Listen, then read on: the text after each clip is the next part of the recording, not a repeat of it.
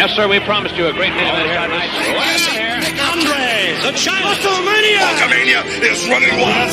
My God, what a run! It's not a world is watching.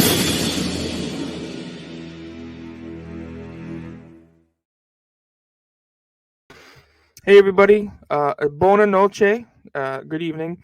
As we're recording this, it's the 23rd anniversary of the show that we are going to cover this evening, the 1999 In Your House Backlash, emanating live from the Providence Civic Center, so gee, I wonder why we chose it.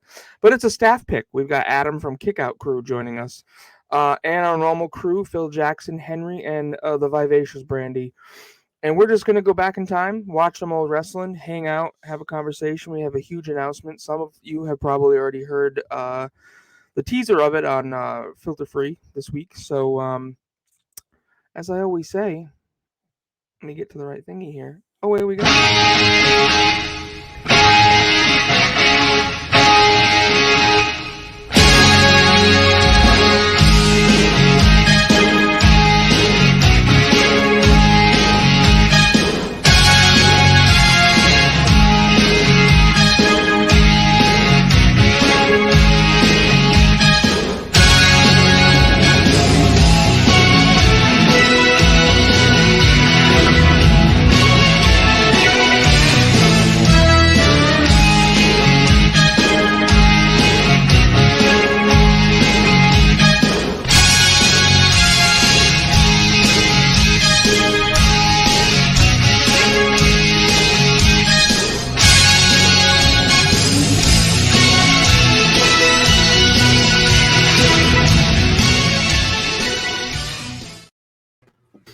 Well, it's late night here on the East Coast, so that pretty much me and Henry know what I'm talking about. And we'll go around the room real quick, then we're gonna get this shit started. We're gonna start with Brandy, my dear, fresh out of work. Happy Monday, even though this drops on Friday. How are you, my dear? I'm doing great. I'm on a break week from school. I am very happy. I've been away from the show for a couple weeks, so I'm definitely ready just to hang out and have some fun. Yes. When you say when she said she's on a break week, I know exactly what she's talking about because she just finished 8 straight weeks of school, gets a week off, and goes right back into it again. Mm-hmm. Kickout Crew, otherwise known as Bama, Adam from Bama. How are you, buddy? Wonderful, brother. I'm glad y'all asked me to jump back on here. Our topic for the night, I forgot how good this pay-per-view actually was from start to finish. So I'm glad y'all picked it. Now I'm excited to watch it. Well, of course it was good. I was there. Henry, my man, how are you, bud? I'm doing as well as I can be doing, I guess, Frank. How are you? You know, I'm just living life. I picked up a PS5 this weekend. Bought a new car since I talked about it last week, I think. So I'm trying not to be overly braggy. So we'll leave it at that. Mr. Jackson. Well, coming off of probably, I would say maybe the worst 2 weeks of my entire life, which I won't get into, but these last 2 weeks have fucking sucked. Today, I get to bring you guys a huge announcement that has been a passion project I have been working on for a long time. At the end of the show, we're going to drop the news. It is awesome. I can't wait. But what sours this whole thing is at the main event, right before the announcement, we're going to listen to Frank shit on two of the greatest wrestlers of all time. I wouldn't do that again. I don't want you to have steam coming out of your ears again. I do. You should definitely do that again. Everybody, go to the cock. Go find Backlash. This is actually from if I remember correctly, the last time they called these pay-per-views In Your House. Actually, I think they dropped that before the pay-per-view, but all the advertising material still said it because you couldn't pull it back. Yeah. So yeah, when you search this, it's season 1, episode 1 of Backlash. You don't have to look In Your House. Okay, and that's what threw me off because my ticket stub still said In Your House, and it still does. Like I've shown my ticket stub on here a couple times. So it is the very first Backlash, and just for shits and giggles, while we're covering this, it's the 23rd anniversary to the day, 425 of this show. I was obviously in attendance, and Backlash is returning to the Dunk on May 8th, and of course I'll be there. So this will be my third Backlash. The 99 Backlash was there. The 09 Backlash was there. Frank. What? All of this stuff is good. Am I shitting on Mappet? I'm shitting on Mappet, huh? Not completely, but it's not as thorough as it should be because I figured you knew much more about Providence than I could ever learn. Well, I'll tell you. If we could start the show and then Yeah. you can continue. Yeah. It's okay. See, I love my state. So, season 1, episode 1, Backlash 1999. Phil, do you think you could track it for me? I suppose I could probably do that, sir. Let me know when you are ready. We're going to track the open, and then we're going to go right to, I believe it's the Godfather versus Goldust for the Intercontinental title. We get hosed right off the bat? We get hosed. No, we don't get to see the hose in all of their glory. I cut that out. Oh, you son of a bitch. Well, it was a timing thing. Okay, it's all It's good. always time for hose. But what's good about it is once we hit our first time code, we finish the entire show. So, with that being said, Phil, if you're ready, everybody ready? They got the cock up, cock in hand. All right. No, did you say no, Henry? No, I said Okay. Wasn't sure how to take that. So, okay. But yes. Well, the last time I went it was when Lindsay, the Cupcake Lindsay, had that big dick cake on Twitter. Yeah. I was like, Shout out to big dick cakes everywhere. All right. On that note, are you ready, Phil? I'm gonna Phil. Seeing you're tracking it, you can do the everybody on 3, 2, 1, play. Can I get a time code?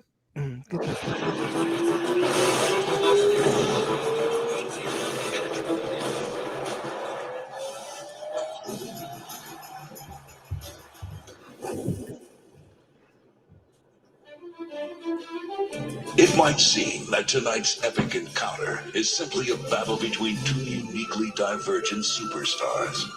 The WWF champion, unpredictable and defiant. The so-called People's Champion, arrogant yet refined. Two distinct individuals whose only common bond is the mutual contempt they harbor for each other. But like life, nothing of consequence is ever black and white. Tonight is really about two athletes more similar than not. Two men blessed with charisma, youth, and an undying heart. Two supernovas burning brightest amidst an infinite galaxy of stars. Like two heirs to a single throne, two reverend knights courting the fair princess, they are two men deserving what only one can have. Two fearless warriors of courage and distinction. Two men who have sacrificed their bodies and gutted their souls for the opportunity to glow ever so briefly in the fleeting light of fame. Tonight, only one man can walk away the victor. Only one man can raise the coveted grail. Two men, both worthy sovereigns, in a world that can be ruled by only one. And now, WWF. Goosebumps. You Put it back wasn't We finished. need You some cut it off bad too soon, monologues you like that. dummy. WWE always gets it right. What do you want? You want to hear the fireworks? Yeah, No, but I wanted to hear him say the name of the Rhode Island. We know it's from Providence. You've told us. And we I can wanted see to at the least hear him Providence say the coming. rest of the name of the pay-per-view. Frank, where were you sitting at this pay-per-view? Right at the entrance. So there is a point in the main event where you can actually see me. I had the my DX it was my D-Generation X barcode shirt. On the back it said, "If you can't beat it, suck it." Wow. So there's a point, so we'll get into that. But let's move to our time code, and we'll just go from there. It's 43 minutes and 38 seconds. 43:38. 43. By the way, while we're waiting, shout out to Mike Kolb, who is visiting what I believe is translated into Pound Town. Oh, what, Punta Cana? Pound Town, Punta yes, Cante. translated to Or Pound Town. Punta Cante, yes. That means Pound Town? According to much. Mike, it does. Well, I mean, did you see the picture he sent us? I mean, the dick pic? Well, I mean, it's a dude like with his pants off and his nuts hanging out from the back end. Like I'm like, what? He Snapchatted that to me, and I'm like, what the fuck? And by the way, are we at the time code so we can get off this topic? 43:38. I'm ready. Yeah, I see 5 hoes on the screen, nothing but ass. Yeah. All right. Hey, wait. Hang on. Yeah, no, my wife's not here. Yeah, hoes. I really got to remember to skip these matches with Godfather when you're here, Phil. Oh, the Red Sox are killing me. All right. Are we all there? Yep. Okay. 3, 2, 1, play. So the Godfather's hopping in the ring. We're going to start here with Godfather versus Goldust. Who's got our old pal, the Blue Meanie, with him? So,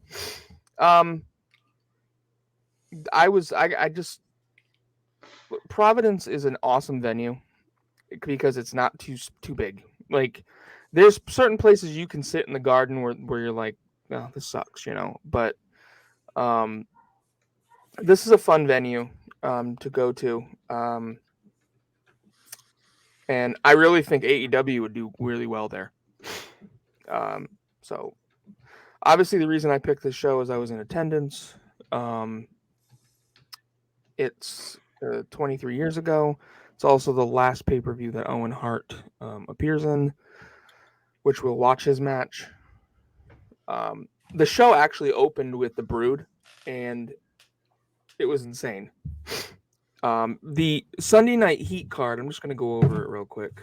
Val Venus and Nicole Bass defeated D'Lo Brown and Ivory. Prince Albert and Droz defeated Too Much. This is before they were too... Was it? Yeah, it was before they were too cool. Yeah. Kane defeated the Big Boss Man, and Viscera defeated Test. What's funny was Kane defeated Big Boss Man, who was with Test, and then Viscera defeated Test, who was with the Big Boss Man. It's crazy. It's crazy. 99 booking. This is after Vince Russo, though. Oh, that's right. Russo's gone, huh? Russo's gone. I mean, I think by this point WWF knew that they had WCW by the throat. I think they did. So let me ask you this: we keep seeing shots of the hose and shots of Blue Meanie. Who's got bigger tits? Well, I'm gonna say some of the ladies do, but Blue Meanie is definitely close second. Yeah. Close second to who? All the hoes or one of them? Like that one in the gray is clearly ready to just nipify Providence. Well, if you pay attention, the girl on the far left actually does at the end of the match. Phil, you actually have your facts wrong. At this point in time, Vince Russo still does work for WWE. Oh, really? Well, that explains. He would start with WCW in October of 1999. This is still April. And I'm going to apologize for yawning. It's just, again, it's 9:30 here, and I'm usually in bed like a half hour ago. But hey Frank, what's going on behind you? That's Monday Night Raw. Oh, it's Becky. Oh, that's why you're yawning, because Raw's on. Okay. Well, I'm trying. I've been trying to keep up with it because I want to understand the storylines going into the show I'm going to. I'm not tired because I am slowly and mentally preparing myself for what's to come in June. Ooh, teaser there, guys. Let's just say you're going to need some energy drinks that day. Some vitamin D, some energy drinks, some massages. Vitamin D is in vitamin D? Take it however you will. Oh, I totally just got that. Well, I'm telling you, Brandy, correct me if I'm wrong here, but the woman in the gray is asking for a nip slip. She is. I mean, that dress was a horrible choice for this because she's not got any support. It's a strapless dress, which means there is nothing holding you back from letting the pigeons loose. Wow. The pigeons. Speaking of things that keep you awake, looks like they just brought the cocaine out. La coquina.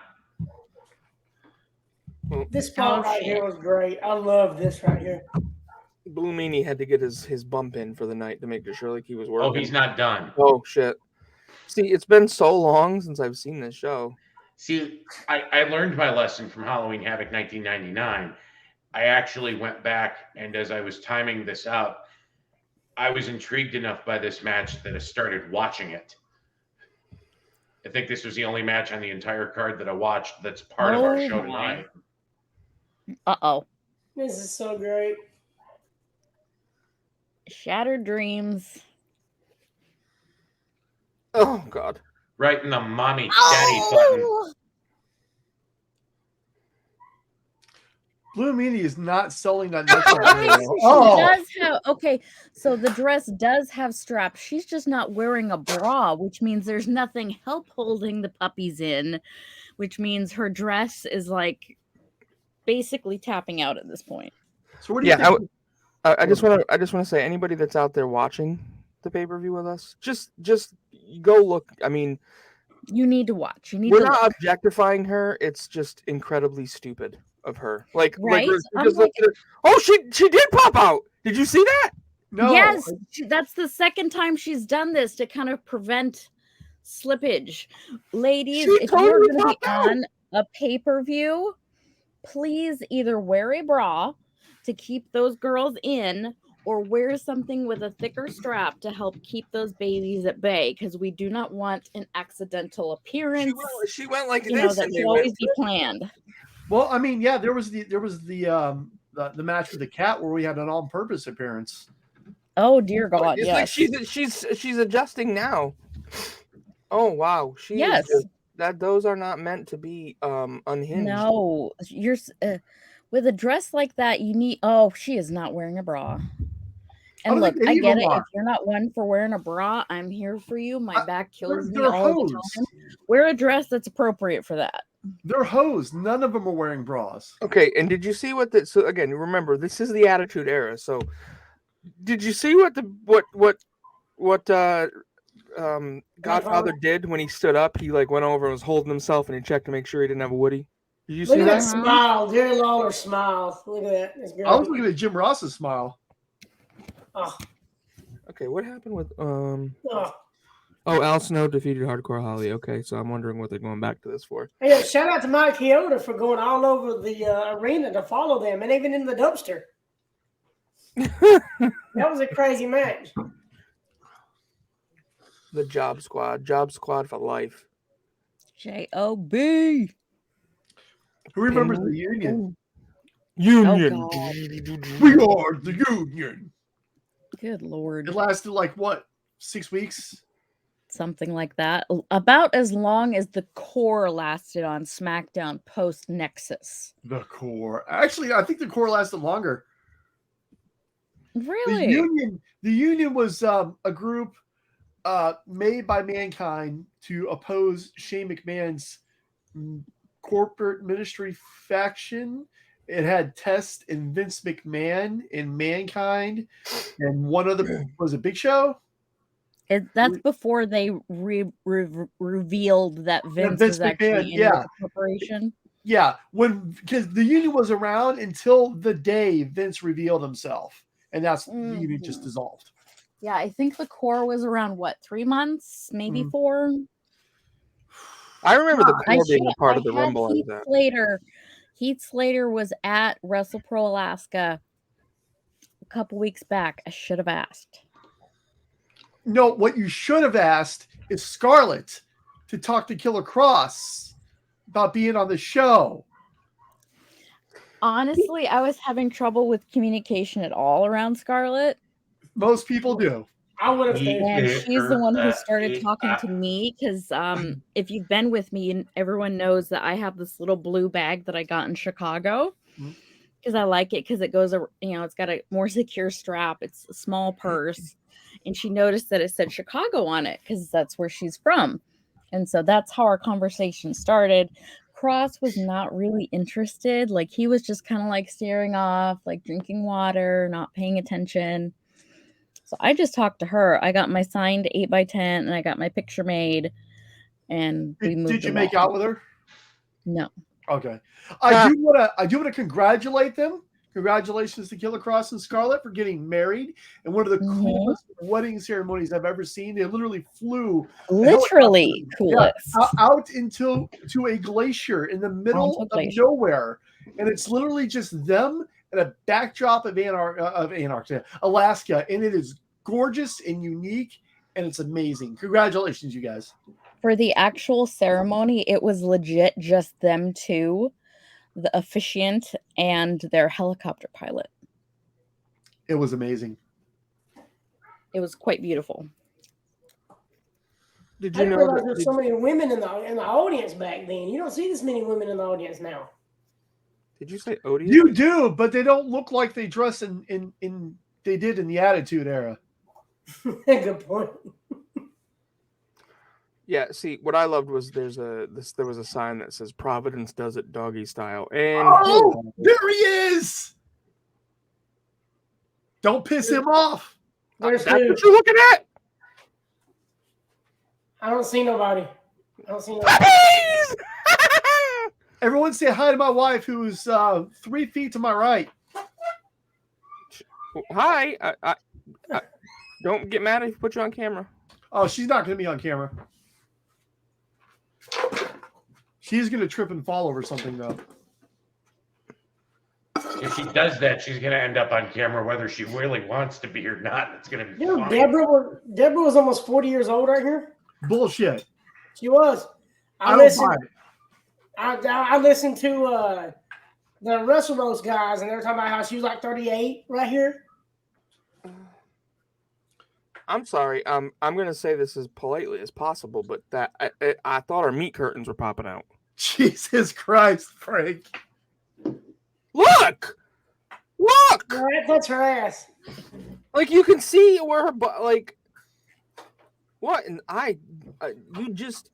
you don't, oh my goodness. She's in her 60s now? Yeah, she was in her late 30s. I regret leaving this match in now. Did you see that sign that said, Little Debbie, show us your little cakes? That's great. Oh, man. I used to get so pissed, though, because if I had, like, decent seats, people would be putting their fucking signs up. I would get so agitated. Because you can't see when they do that. It's funny you said that. Is that how we get to the story of you pushing the 4-year-old out of the way so that you can touch the sweat dripping off of Shawn Michaels? No, it had nothing to do with it at that point in time. The guys on Wrestle Rose talked about there's somebody with a sign that said the kid behind me can't see. That's what the sign said. So what was the date of this pay-per-view? April 25th, 1999. Deborah would have just turned 39 years old. She is currently 62 years old. That's crazy. So Deborah always makes me think of Mongo, and there was a Candygram for Mongo. Yes, Henry. Yes. Sorry. What did he say? Candygram for Mongo. I don't know what that is. Please tell me that you've seen Blazing Saddles, Frank. Nope. Again, Frank, your choice in media. Can I ask you a question then, Frank? Sure. Have you seen Willy Wonka and the Chocolate Factory and Charlie and the Chocolate Factory? I've seen them both. The original's the best. He's not completely dead to me. Okay. All right.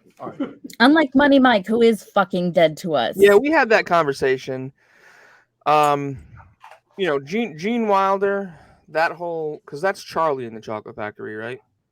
No, that's Willy Wonka. That's Willy Wonka. I think right. the book was called Charlie and the Chocolate Factory, if I remember right. We read Charlie and Chocolate Factory in like 3rd grade, and I was obsessed with it. So then, that movie, we watched it in class, and I've loved it ever since. I mean, it's just beautifully done, and I just found the Johnny Depp version to be like, I wouldn't let my kid now watch it. It's not. They gave it a dark course that it didn't need. Like, don't get me wrong, Johnny Depp as an actor, I don't mind in a lot of roles. I especially particularly like him in Pirates of the Caribbean. But to say that Charlie and the Chocolate Factory is better than Willy Wonka not only shits on the original movie, it shits on the memory of one of the greatest actors to ever live in Gene Wilder. And that bothers me. Them's fighting words with me. True that. See, I'm a big Gene Wilder Okay, what's fan. everybody's top 3 Gene Wilder movies besides Willy Wonka?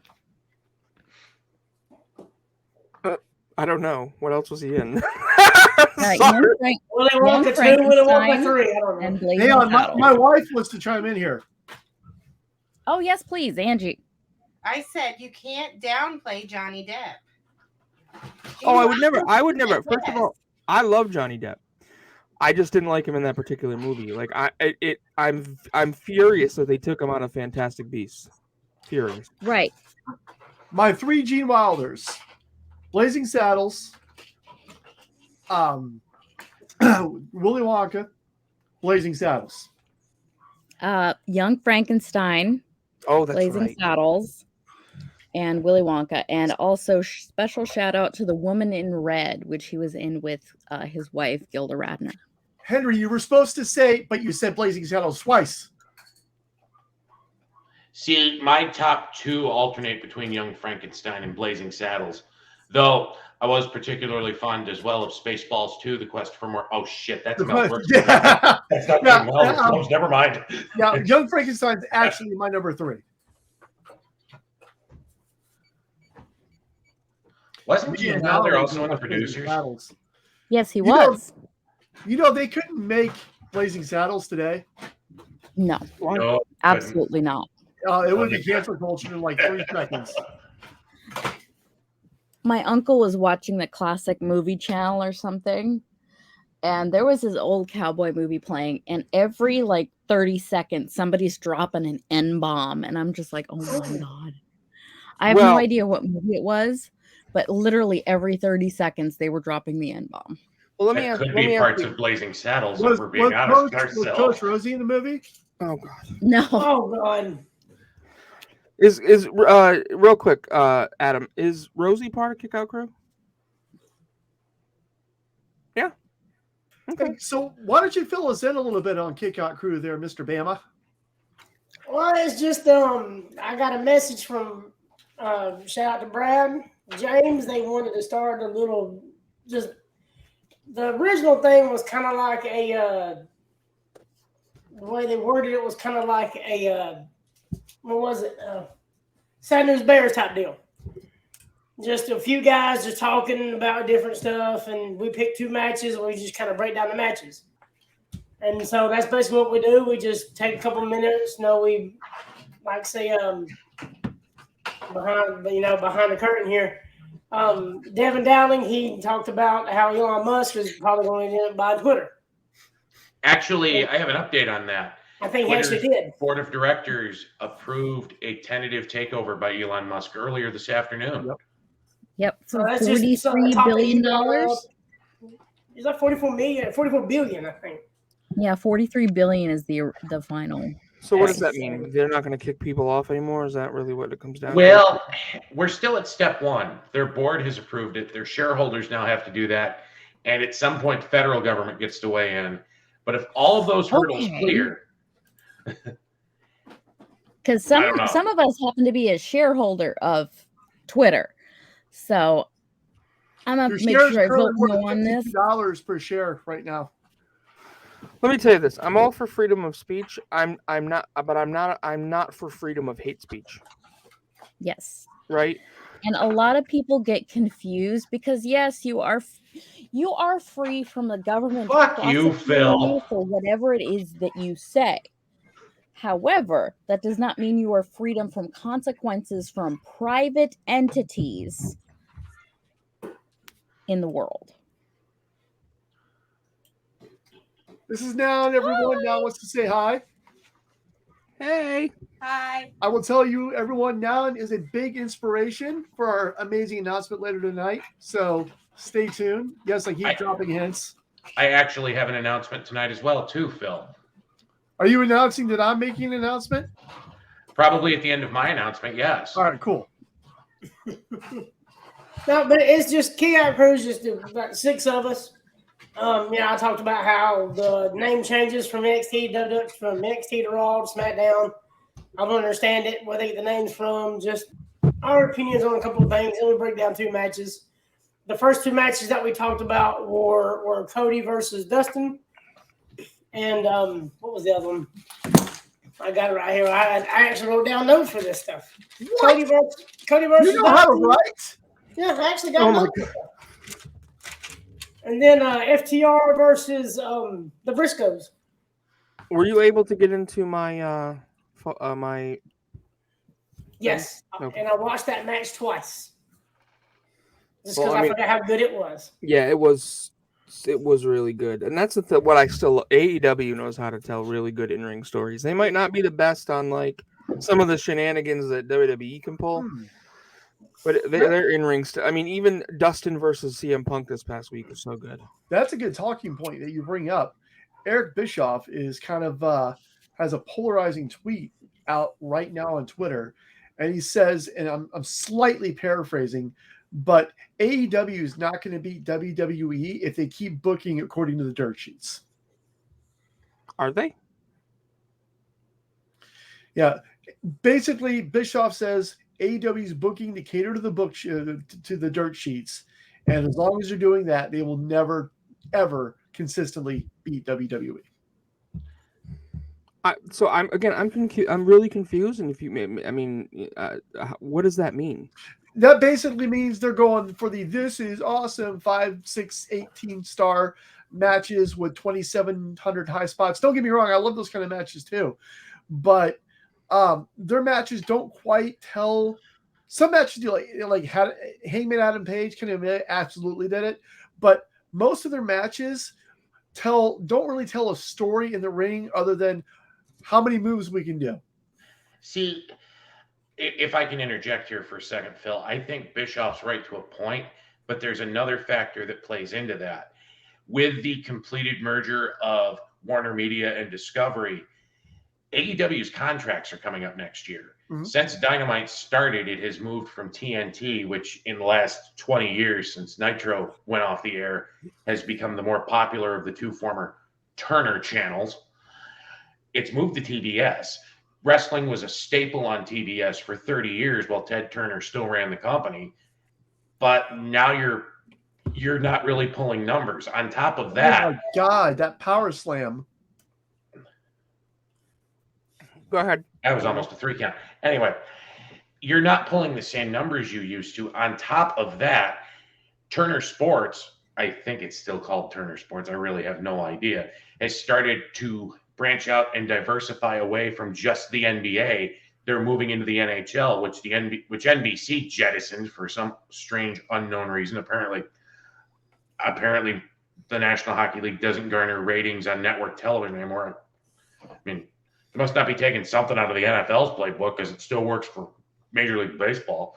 But I think their biggest problem is that if they continue to cater to the dirt sheets like Bischoff's talking about, you run into the problem where come contract time next year, Warner Brothers Discovery isn't going to want to play ball. And it doesn't matter how good or bad, in anyone's opinion, the AEW television product is, if it's not on TV anymore. Very true. And another point to that is they put a lot of focus or hype on scooping up whoever was recently let go from WWE and the independent darlings. So there's kind of just those 2 camps, and they don't really focus on all the people that get left in the middle. They aren't good at this short-term storytelling. Their long-term storytelling, like their big ones, tend to hit really well. Like the Hangman Page arc is one that we come back to. But their short-term storytelling is literally non-existent. They don't explain changes. They don't explain changes in characters. They don't explain back characters. Frank and I had this conversation at Dynamite a few weeks back in Boston. He didn't understand what is the Penta Oscuro character supposed to be. Right, well, exactly. It's I've got another example. A branch off of his character from as Pentagon Dark from Lucha Underground. But if you weren't one of the, I don't know, maybe 250,000 to 500,000 people who watched Lucha Underground, you don't know what that is. Mhm. I've got Or another if example. you didn't watch the Rampage match with Willow Nightingale and Red Velvet, where the crowd essentially turned Red Velvet heel, you wouldn't understand why she was a heel and in the baddie section for Jade Cargill's match on Rampage. Mhm. And why all of a sudden, after being on the hunt for the TBS title, now she's in her stable. So they You're really absolutely right about that. need to stop relying on us being smart and Billy being Bass smart style. enough to figure it out. You have to incorporate some actual storytelling into tell us what you're doing, because that's how you're going to get the channel changers, the casuals, the people who aren't hardcore obsessed watching wrestling 24/7 and are up and hip with all the who's on the rise, what are the cool new products. You got to just tell us, because I can tell our group that's totally fine. That satiates 20 people. But what about the other, 7 or 800,000 people that watch Dynamite? If I can interject real quick. So another perfect example, and you can look back for the last 6 weeks on this, is what the fuck is going on with Chris Statlander. Like, I'm a huge fan of Chris Statlander. She's criminally underrated. Fantastic talent. But, they've had this whole, she's changing her persona. She's dropping the alien stuff. She's going dark, but now she's not going dark. And she's still a face, but she wasn't going to be face. They're not explaining any reason why she's doing any of it, but it's happening. Exactly. Henry? I think something else that comes into play too, especially with something like that, take a look at what we're watching right now. If you look over Frank's shoulder, you can see what has to be the single worst thing on professional television today. Monday Night Raw. Frank, you should probably cover that back up, because otherwise we're going to get kicked off the internet. No, we won't really. But I say that to kind of make a point. One of the things that Bischoff has talked about before is that what is professional wrestling, really, but a soap opera with men in tights? Professional wrestling is something that people watch because of the story. It's something that people watch to take their minds off of what's going on around them. And AEW does a slightly better job of that with WWE than WWE does now, by which I actually mean the last 18 months of WCW does a better job than WWE does now. Like, I don't know if Vince Russo is secretly working for the writing team and nobody's figured that out yet. But I would much rather sit and watch a game of Major League Baseball than sit and watch current product. I'm going to be just as disinterested. It's not going to tell me a story, but at the end of my 3 hours and the 43 innings, I'm probably going to feel better about myself. There's sweet, innocent, non-evil Stephanie McMahon. I got to be honest. This just doesn't work for me, dog.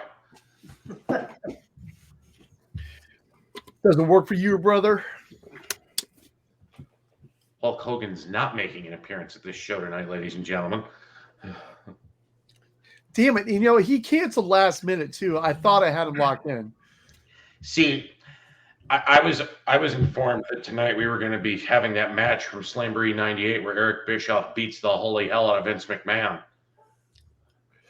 Still working on that. No So comment from Vince. real quick, guys, just to the New Age Outlaws defeated Owen Hart and Jeff Jarrett. It was a great match. There's some backstage shit going on, and then probably the match I was not a fan of because it was not in the ring was the Mankind versus Big Show Boiler Room Brawl, which we're about to see. And the Castro GTX blimp floating around. Yep. Ooh. So if we can get that blimp, we need to get that blimp to AEW so that Danhausen can finally have his fucking blimp, Tony Khan. Or we get it to Frank's house so that he can put it up next to the Funko Pops. What we need to do is have the blimp drop off the Havoc 99 set that Frank hates so much. I don't. Right, really hard. It's actually funny that Blimp reminded me of something. I wasn't able to be part of last week's show, but last weekend while I was out and about, I found this at a flea market. This is a replica of the number 29 World Championship Wrestling NASCAR Busch Series car from 1995 that was piloted by Steve Grissom. Why did it catch my eye, you ask? Not just because it says WCW, but because I found one with Sting. And I did a little bit of research that actually relates to last week's show, but since I wasn't a part of last week's show, I want to tell you all about it now. So in the 90s, as a part of their partnership with Turner Sports, WCW would run cars at various NASCAR Busch Series and NASCAR Winston Cup Series races throughout the schedule. In 2000, the World Wrestling Federation would do that only once. It was a car that was piloted by, I believe, Hermie Sadler. It was in a NASCAR Busch Series race. I'll see if I can. So I actually dug deep enough into this that I found a press release that was put out by WWF in August of 2000. It was something they did to advertise the pay-per-view. And if I may for a moment, I'm going to read it verbatim. WWE Entertainment will participate in its first ever NASCAR race on Friday, August 25th, when Hermie Sadler's WWF SummerSlam Chevrolet competes in the NASCAR Busch Series Grand National Division event in Bristol, Tennessee. I found that to be interesting because I remembered all of the WCW stuff. But when I was searching for more cars like this, I found that SummerSlam car, and I'm like, the fuck am I looking at? WWF never did anything like that. And I thought it was kind of cool. Are we all just going to ignore the fact that Frank said piloting a race car? Sorry, Henry said piloting a race car. Are we going to just ignore how Brandy's just playing with her cat on camera? Brandy's playing with her pussy. No joke. I remember watching a television reporter get inside one of the show cars at a Race Fever weekend here in Corning when I was 9 years old. Guy was like 6'6", 6'7", about as. How tall are you, Phil? I'm 6'1". Shit, I'm the tallest person here. So somebody big show size and height getting into a car that is typically piloted by, who's our shortest person? Me or Brandy? How tall are you, Bama? No, you're taller than me, baby. I'm around 5'5". How tall You're are about you? the same height as Nick Cage. Bama, how tall are you? I'm 5'7". Okay. So somebody about 3 inches shorter than Brandy drove this car. And I remember watching the guy try to do a news report out the window, holding onto his microphone. He was hunched over the steering wheel, looking out the window. And it was the most hilarious thing I've ever seen in my life. Or at least it was when I was 9 years old. So, Frank, let me ask you real quick. Why don't you like this match? I'm digging it. I'm not saying it's not a good match. I was pissed that it wasn't in the ring. So I can buy into that a little bit because some of the boiler room brawls that he had with The Undertaker, correct me if I'm wrong, all of those at some point made their way to ringside, didn't they? Mm-hmm. Yep. I believe the objective is this match as we see Teddy Long getting ready to tell the winner of this match. On one with The Undertaker. That's a tag match. In a tag team match. Undertaker. He looked like he's asleep. The objective here isn't to go back to the ring. It's just to escape the boiler room. And looking at it like that, I gotta agree with Frank. Honest, that looked nasty. And I bet you that was a receipt from WrestleMania 15. And he sliced his hand open real good right here. And just so you know, I maybe another hot take, but I found WrestleMania 15 to be one of the worst ones. See, I don't even remember WrestleMania 15. Isn't that horrible? I do. The only thing I remember about it is the main event. And I remember the main event because Jim Ross came back. But that was the night that the boss man got hung from the cage. It was also the night that Shawn Michaels kicked Vince McMahon out of the ring, which I thought was a funny part of the beginning of that main event match. The And- irony in the tagline for that WrestleMania being called the Rage and Climax. Wow. Yeah, I'm my head's I in the miss- gutter tonight. So I miss Teddy Long. Oh, because we also had the fucking Brawl for All match. Oh god. Oh yeah, that was there. Yeah. 98. I mean, honestly, the most interesting part was the Tasmanian Devil, Vinny Pazienza, as the special guest referee. Hey, real quick, I kind of learned a few little hacking tricks lately. I know hacking's illegal and whatnot, so I'm not going to brag about I mean, how if much you want to I hack know. the website that I'm trying to build and help me get it up and running, So hang I'd on. appreciate help. Well, I mean, I kind of work in a different way. It's more like phones, and I kind of learned how to dig into people's photos in the galleries here. And I just happened to snag this off Brandy's phone. We were just about talking about Teddy Long. I'm gonna tell you right hang now. on, no, hang on. No. I need Brandy to explain this. Brandy, why is this on your phone?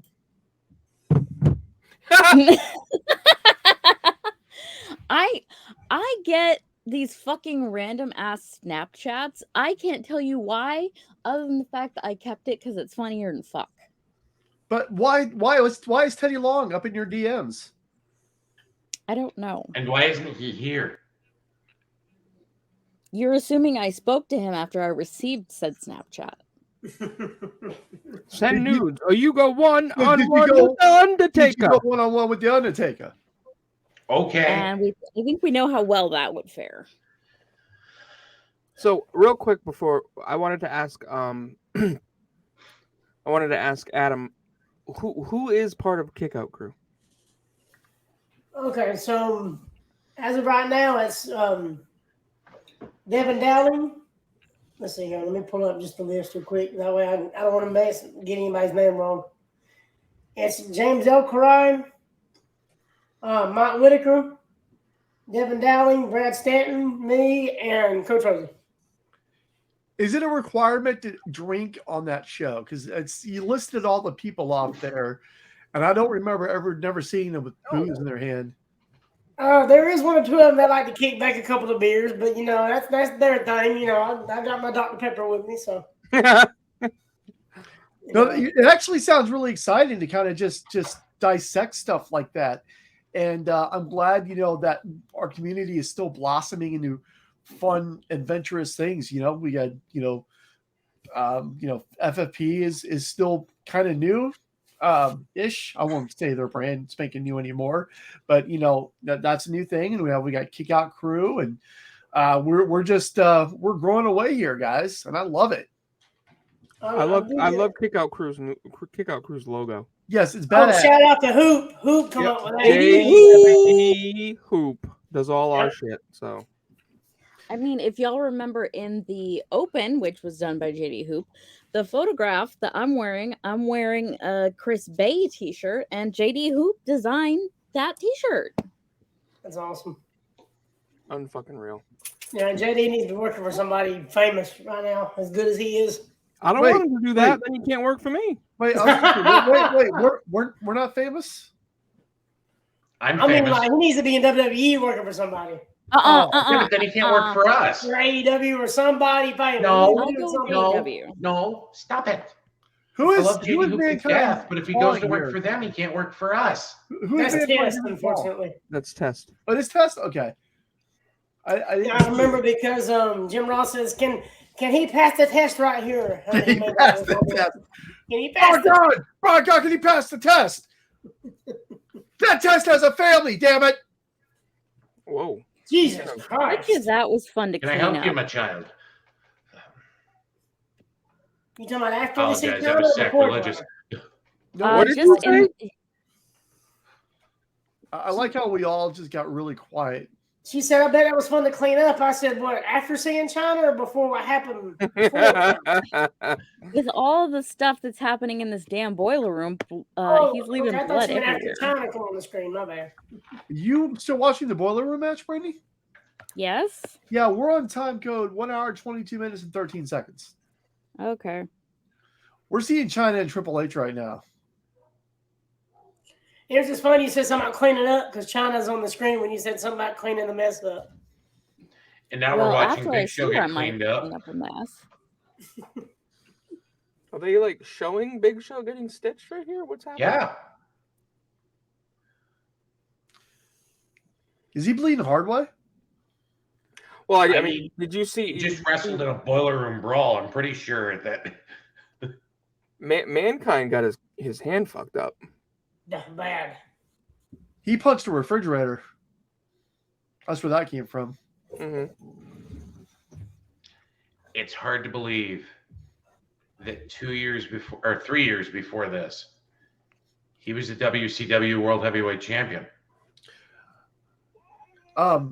It's kind of creeping me out, and I know different day and age, that the guy checking out Big Show wasn't wearing gloves. No. Just coated in blood. Just Okay. like, Real quick, why the fuck is my away thing Henry? I have no idea, but it's. I didn't do that.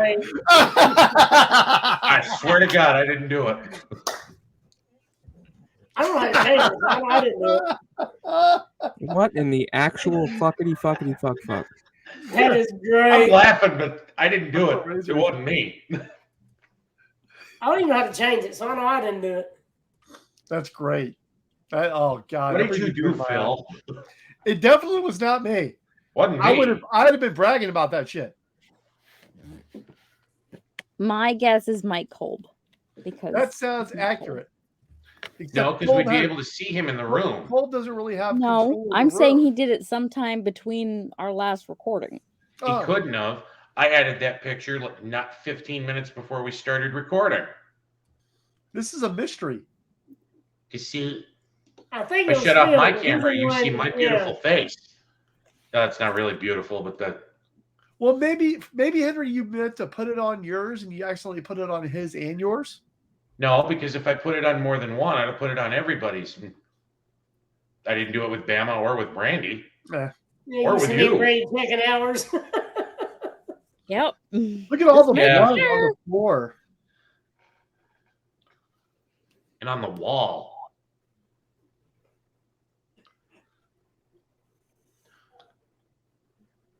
Cue the music. No. Oh wait, no, it's before that. It's the. When Frank comes back, I think I want to jump into Map It because these are the 3 longest matches. And then Frank will have to go clean himself up after he talks wonders about Providence, Rhode Island. I mean, He's already rubbing one out. I mean, that's why he's gone still, I'm assuming. you're still seeing this, ladies and gentlemen. We forgot to cut this segment out of the show. Jim Ross actually does I don't know awesome. where the banner went for that. Jim Ross is on another level commentating during this match. I don't know if y'all listened to it or not. I actually, when I finished timing out this show, I started watching it from the beginning because I wanted noise, because I was going to the Intercontinental title match and didn't just want to try to fast forward. And I kept going until the end of this match because I kind of got hooked into the show. And I think, now mind you, I stopped and I haven't watched this show all the way through in years. So I haven't seen our 2 final matches, which comprise of The Undertaker and Ken Shamrock in a singles match, and Stone Cold Steve Austin going up against The Rock for the World Wrestling Federation Championship. Both of which I'm sure are probably barn burners. But honestly, this was one of my favorite matches of the whole show. Ooh, Roll Tide. Yeah, Triple H is a hunksicle in 1999. I mean, he's wearing more clothes than China is. At this point, though, I think Triple H is already dating Stephanie. No. Not officially. Low-key, They have not low-key. broken up yet. Not official, but low key.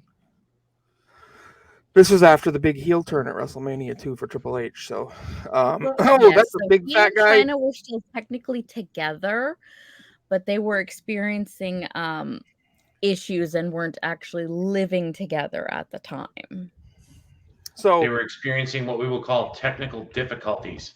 Yes. Or if they were getting divorced, they would call it irreconcilable differences. I thought you were going to say. I thought for a second Triple H just backhanded Kyoto.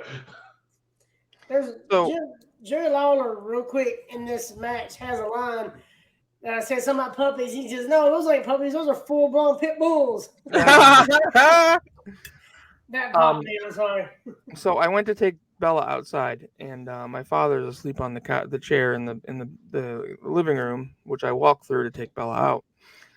And he opens his eyes after I put Bella out, and he goes, "Thank you and Merry Christmas," and then falls back asleep. Does apparently you're Santa Claus. Speaking of puppies, does everyone remember during Top Guy Weekend last year, which, by the way, Top Guy Weekend this year, same weekend as last year, same location as last year. It's coming. I'm ready.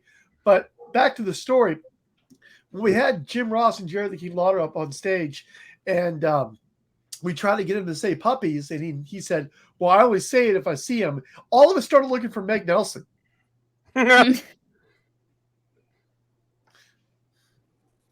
Yeah, some of the boys started looking at like me and Amy, and we're like, we are not doing it. Don't even. I would have. I was already a heat-seeking magnet. I would have. There's going to be so many people there. I don't know. I know, but that's kind of the fun of it. We're going to get to meet so many people. I'm going to start handing out business cards. Adam O'Neill, finally. Adam O'Neill, Nick Mills, Money Mike and his mom are going to be there. I'm going to have the privilege of meeting. I just saw on Twitter, Bryant, alumni, friend of the show, is going to be there. The entire FFP cast will be there. They're driving. Everybody watch the fuck out, especially for Angel. Oh, wait. Not all of them are going to be there. No, I guess Dollar Bill Dave is going to be at Top Guy Weekend, but just not all out. I wonder how they're going to make it, because I'm driving, so hopefully I don't run into them. Well, I did want to say I'm going to have the privilege of meeting Adam O'Neill and Money Mike at SummerSlam. You son of a bitch. Oh, Adam O'Neill will be at SummerSlam? Yes, he will. Ah. And let me just tell you something, Bammy. Your ass better put out this time, okay? I didn't mean to tease you last time. I'm sorry. You can't sleep in the same bed with me and poke me in the back with your flashlight and not get me excited. That wasn't a flashlight. I told you, Frank. I got in the wrong bed by mistake. That was an accident. You were supposed to not tell anybody else. You're supposed to kayfabe that. So we've got this match going on with Triple H and X-Pac, and a lot of people seem to refer to X-Pac as like the measuring stick as to whether or not you're a good wrestler or a bad one. If you can have a good match with X-Pac, then you're pretty okay. What do you guys think about that? X-Pac's amazing. Yeah, you don't appreciate it in the time, right? Like, but he was a good worker. Whether he was going over or not, you always had a good match because X-Pac made sure you did. You guys might not like this. I don't hate X-Pac, but I was never like overwhelmingly blown away by him. I don't know what it was. No, me either. I just like I always hated it when he had a microphone. I loved him in the ring, but when he started talking, I just couldn't stand him. I don't know. There were times, like, for example, the night that DX invaded WCW, I'm pretty sure he was on the Bullhorn at one point. That wasn't so bad. Henry, did you I see in this private chat you've asked about 86 times now. You want to do Map It? Once. Asked once. Well, I was just actually going to say, let's do it. Well, okay, Frank. I mean, you asked so nicely. Well, hop on a plane and you'll be here in a day and a half, and let's take care of business. I could get there faster than Brandy, but you won't take care of business with me, Frank. Give me some MDNA and maybe. And I think it's, Jesus. Henry, are you ready? I was born ready. Are you sure? Because every time we say this and we go, Henry, you ready? And I run the intro, or Frank runs the intro, and the intro finishes running, you go, why the hell did you do that? I was getting my stuff together, or I wasn't ready, or I was watching this, or I was going to say this. I'm ready in the moment. All right, so will there be any complaints after this introduction to Map It runs? Probably. All right, cool. Yo ho ho! Hey! Blow me down! Na na na na na. 332, Kitty Hawk, USS Kitty Hawk. This is Namcom Space Doctor Roger, over.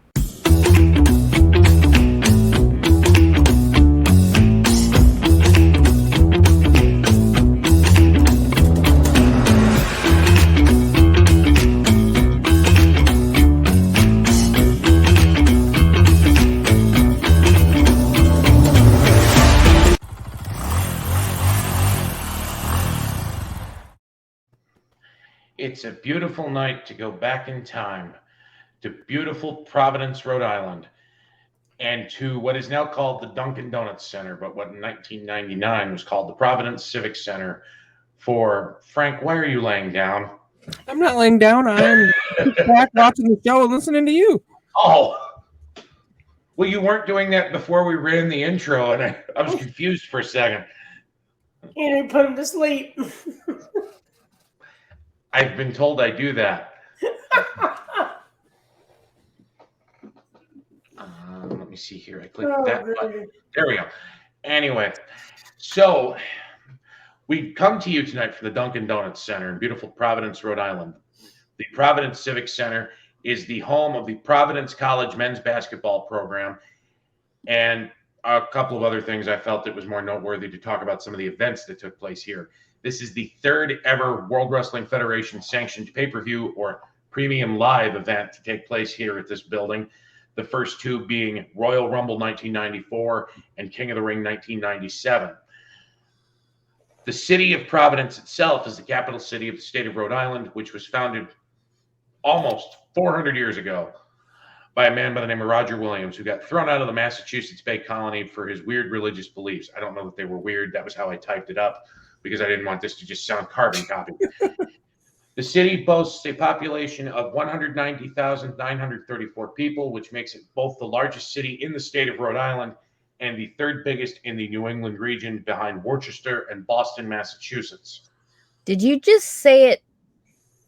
Worcester? Shut up. I'm not taking lessons on how to say names of places in Massachusetts from someone that lives next Worcester. You would think that somebody has a segment called Map It can pronounce the places he's mapping correctly. Shut up, Baldy. That's not an insult. I'm bald. I enjoy it. You're also wrong about how Mick Foley devalued the WWE title by holding it. Oh, God. You shut up about how I pronounce place names. Anyway, where was I? Rhode Island is known to most as the smallest of all of our 50 states. I did a little bit more research. If you factor in America's territories and outlying possessions and factor those in with all 50 states, Rhode Island is the 52nd biggest place under the jurisdiction of the United States of America, sitting just directly behind the Northern Marinara Islands, which I got to be honest, surprised me a little bit. I thought those were smaller, and sitting ahead of the U.S. Virgin Islands. Let's see here. In this same month, over on the other channel, World Championship Wrestling would premiere Spring Stampede 1999 from inside the Tacoma Dome in Tacoma, Washington. The main event of that pay-per-view would see, what are you doing? You, Brandy. You're making faces. I'm just like, yay for PNW, but oh God, that was such an awful show. What? Huh? The I'm now Tacoma confused Dome and I want to is know in more. the PNW, or the Pacific Northwest, which means it's the fucking closest I'm ever going to get. And yay for that, because we never get anything. But also, that was a really terrible fucking show. Actually, it wasn't, and I will tell you why. This is the night where Diamond Dallas Page becomes the WCW World Heavyweight Champion for the first time, beating Hulk Hogan, Ric Flair, and Sting in a no disqualification 4 corners match. That show was actually attended by more people than this one. It had a crowd of 17,000. The Dome is bigger than the Dunk. Well, and WCW had started to fall off the rails. This was one of their last decent pay-per-views. That show was attended, by 17,690 people, and had a buy rate of 0.6, which was the 4th best showing of WCW's for the year of 1999. Phil, can you do me a favor and hit me Money Mike's intro? He's not here, but I don't feel right going further through my segment without his music for some reason. Money, money, money, money, money.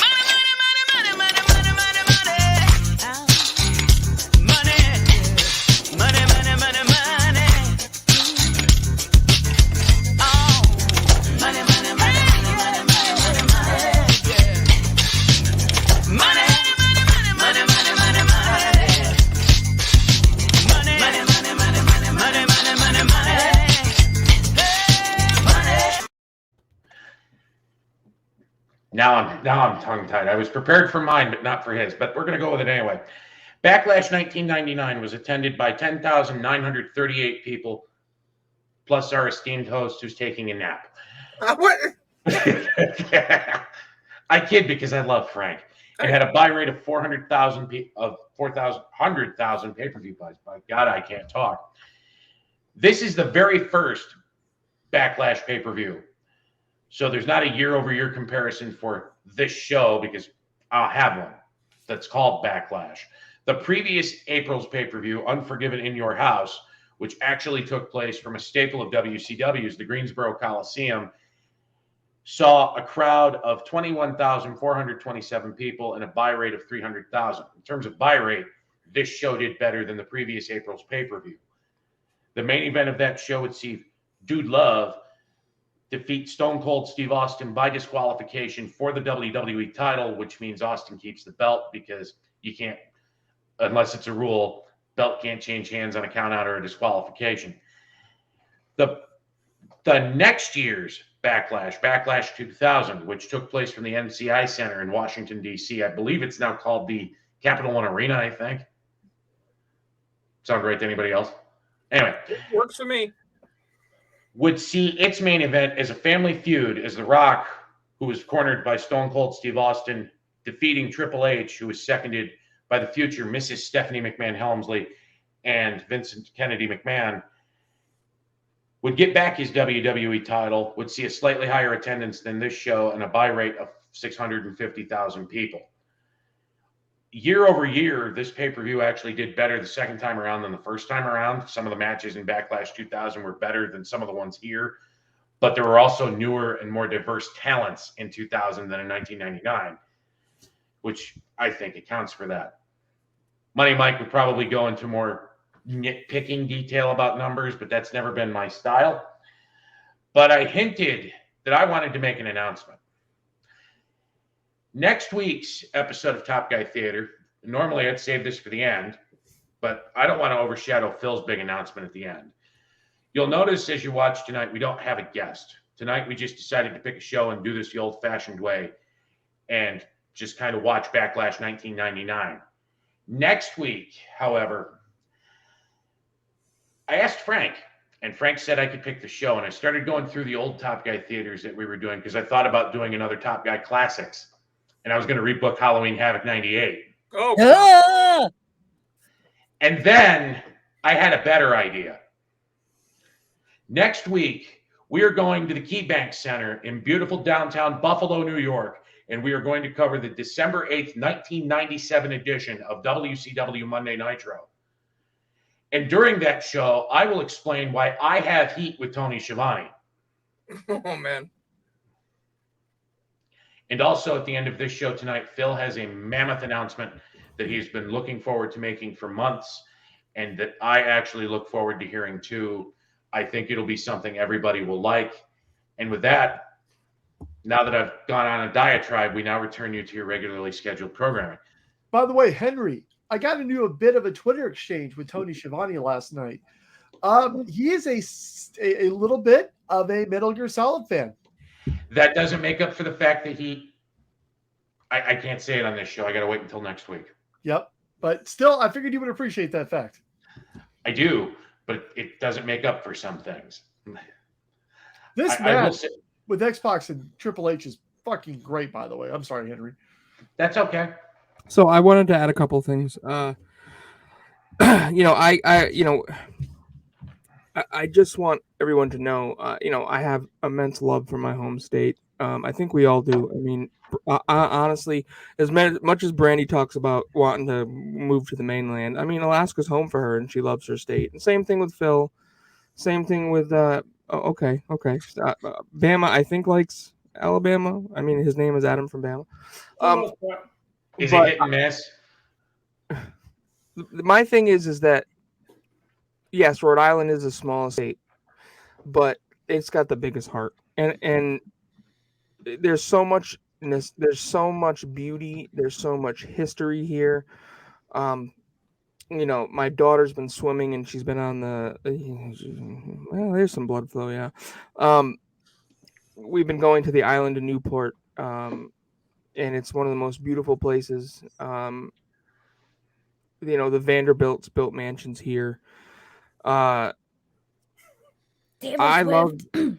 Yep, Taylor Swift is my neighbor. It's a beautiful, beautiful place to be, and I encourage anybody to visit it. Oh, Mike Kyoto just took a hell of a bump, but I have a lot of love, and it's very fascinating to me when something big happens in Providence, and WWE holding a show there that people all over the world can watch is just big news for me. It's huge. So, I do have a stiffy for my state. I'm just gonna say it like that. State stiffy. I'm not mad at it, Frank. Driving by Providence on our way to Florida, it looks like a nice place. I'd love to go visit it someday. There's other things that we're known for. Buddy Cianci, who turned Providence into the beautiful city that it is. I mean, Brandy, you stayed in Providence. You said you loved it. 25 years ago, that town was a shithole, and Buddy Cianci turned it around, although he did it very corruptly and spent 10 years in jail for it. It's Kane! And then, of course, everyone's aware of the station nightclub fire that occurred in Warwick, Rhode Island, where it's actually... So, there's been some tragedies in our little state, too, but who's this, Kane? I just said that. Yeah, him and X-Pac were about to be tag team partners or just got done being tag team partners. You remember the really odd tag team of Kane and X-Pac? Oh, I know. I remember it. Really awesome. Remember. I love that tag team. Oh, I never said they weren't awesome. I just said odd. Oh, my goodness. That's when Kane was a badass. Yep. I've always, to me, when Kane was first unmasked and he had the towel and people were scared to shit of him and he was lighting JR on fire, that was my favorite version of Kane. As Frank was saying that, because I didn't really include a lot, because I figure at some point we're going to be coming back to Providence, and I didn't really want to just drown everybody tonight with lists of things and people from Providence, because then when we come back, I have nothing to talk about. I started looking at notable people from Providence, Rhode Island, and I found a few that actually kind of surprised me. Give me a second here. H.P. Lovecraft was from the city of Providence, Rhode Island. Let's see. Ronald Dworkin, who was an author in professional constitutional law, was from Rhode Island. Paulie D. from Jersey Shore is from Providence, Rhode Island. Cranston, yep. I got to be honest, that'd be my biggest secret if I were you. You know the actor James Woods? Is he from Providence, Rhode Island? He's from Rhode Island. Remember Chuck Palumbo? Also from Rhode Island. Unfortunately. Mm-hmm. Marilyn Chambers. I don't know if anybody knows that name. It feels appropriate to a point because we were talking earlier about puppies and tasty snack cakes. Marilyn Ann Taylor, who was known professionally as Marilyn Chambers, was an American exotic dancer, model, actress, pornographic actress, and vice presidential candidate. I took that directly from Wikipedia. Wow. Oh, X-Pac. That was pretty good. That was pretty good. I guess that's how they got started before they that was practice for 6 years later. In one night in China. And pedigree. This is the first night in China right here. It's so weird seeing Triple H in long tights. I'm so used to seeing him in trunks now. Yep. And this music, go back and watch him in tights. This music was terrible back then, right here. You didn't like my time? This wasn't my time. It was before that. Really? Yeah, Yeah, it's it didn't before have my words. time. It didn't have words. Yeah, let me. It's just kind of a generic. Oh, that's awful. Yeah. Yeah, it's before. Yeah, that's I've never even terrible. heard That's that. right before my time. I don't even remember that theme. I don't either. There's probably a reason for that. He used it for like a month or two, I believe, and that was it. Like I didn't even mind the lyricless version of My Time or the one with lyrics, but that was like cheesy. I could probably find some sort of music creator thing and come up with that myself in 15 minutes, and I know bullshit about music. I think Chris Jericho joked about how when he was in WCW, he always had like generic rock music 37. Yep. That's generic rock music like 34. Yeah, that's about right.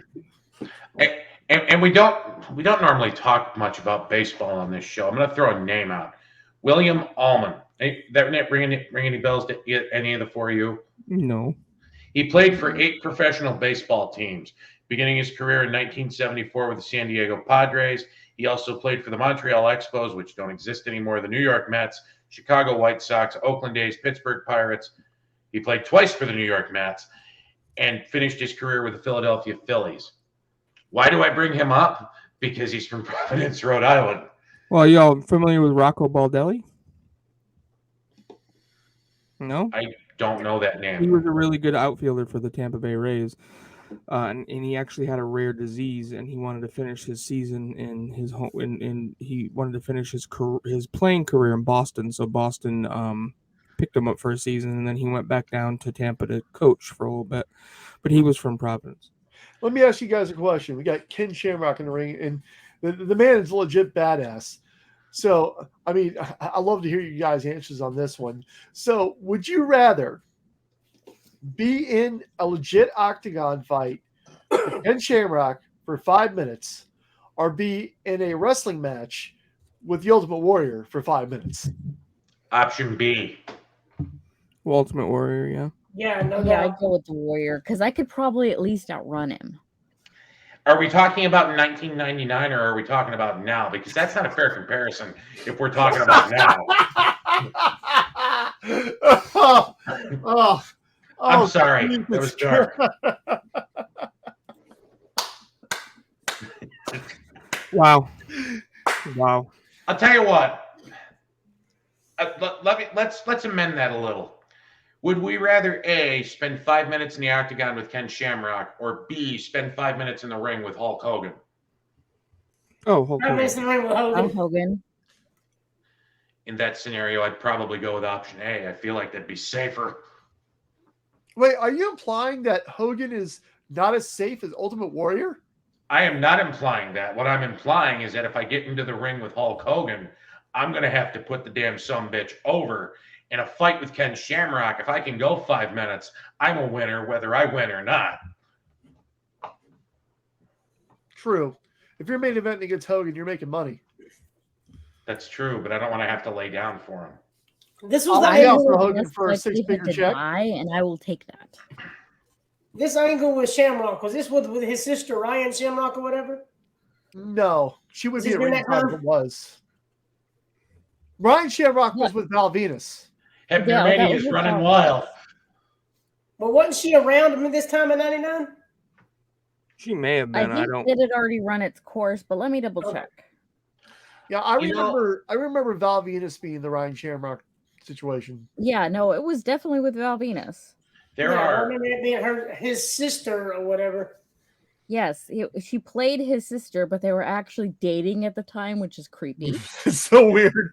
Yeah, that's why I was bringing it up. I was like, this guy from Alabama or something? Or? No, it's a hard-hitting match.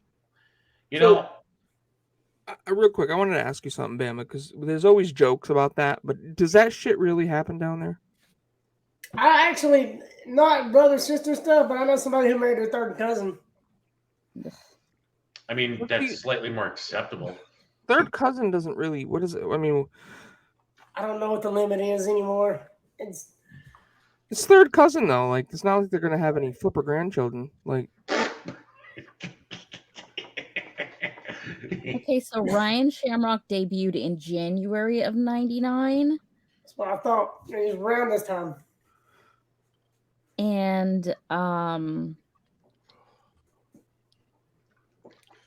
at this time, she's kind of in between. She was one of the first sacrifices of The Undertaker. It says here she was sacrificed on the April 5th episode of Raw. Well, that's probably why Shamrock's facing Taker here. Yeah, that's why this robbery started, because of that. That's why I was thinking, but I wasn't sure. I couldn't remember. Hey, however, after this, she's going to disappear from television for 4 to 6 weeks, return in May, and then they're going to go right into the Pretty Mean Sisters stable. And unfortunately, she's gone by July. So she's kind of had her 15 minutes of fame here, and she's really well on her way out. Real quick, Henry, I got to get this out before I forget it. I'll let the jury decide on this one.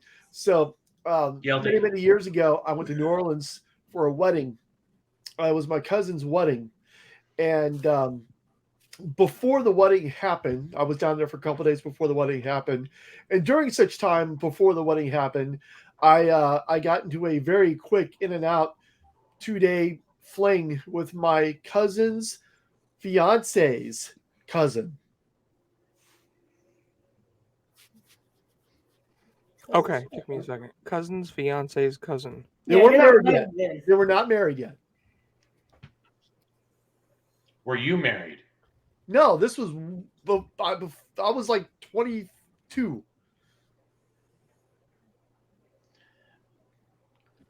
Was it good? Yeah. Were you drunk? No. Did you do it more than once? Let me ask you a question then. On a scale of 1 to 10, 1 being Antonio just hit me in the face with his bus, and 10 being Pamela Anderson circa 1994. She was a solid 7.5. Okay. And I tell you what, like apparently, so they married into a Mexican family, and so the cousin was Mexican, and she like apparently saw me and locked onto me like immediately after we got there, because we were all like we pretty much rented out the whole Holiday Inn, so, like the whole family was there, and like she saw me, she was telling her other cousins like, oh my god, look at that cute guy, and like within like an hour of being there, we're having conversations, and I literally spent the entire time I was there, except for being in the actual wedding, hanging out with this chick in various ways. Did you have hair back then, or? Yeah, actually, I did. Okay. Because I don't know when you went. I don't know when you shaved or nothing. That's why I was asking. My 10, I actually misspoke, and I want to see if this changes the rating. My 10 is Frank in his HBK pose. Oh, well, in that case, it's still a 7.5. Okay. I think I'm going to see if Pro Wrestling Tees will put that on a shirt. I mean, they've got women that are half naked on I'll tell shirts. you what, Frank. You get them to put it on a shirt, I will sit here for a whole show with that shirt on my body, just staring at the camera the whole time. I won't even say a word. Oh, God, that is so creepy.